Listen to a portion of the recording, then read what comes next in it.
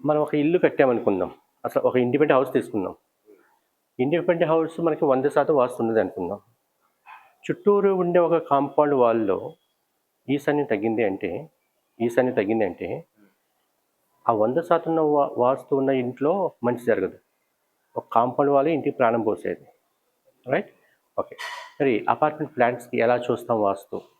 Yes. ఇది flat excellent east facing. Right? Apartment కారిడారే ఇంటి కాంపౌండ్ వాల్ ఇంటికి ఎలా ప్రాణం పోస్తుందో అపార్ట్మెంట్ ఉండే కారిడార్స్ కూడా ఈ ఫ్లాట్స్ మీద ఎఫెక్ట్ అవుతుంది మాట. రైట్? సో మన ఇంటికి ఈశాన్యం అది ఆ మూల. రైట్? బట్ బయట ఉన్న కారిడారు ఇక్కడితో ఆగిపోయింది. అంటే ఈశాన్యం కటింగ్ అయిపోయింది. కటింగ్ అయిపోయింది. ఎప్పుడైనా సరే ఇప్పుడు ఆ ఫ్లాట్తో కంపేర్ చేసామనుకోండి,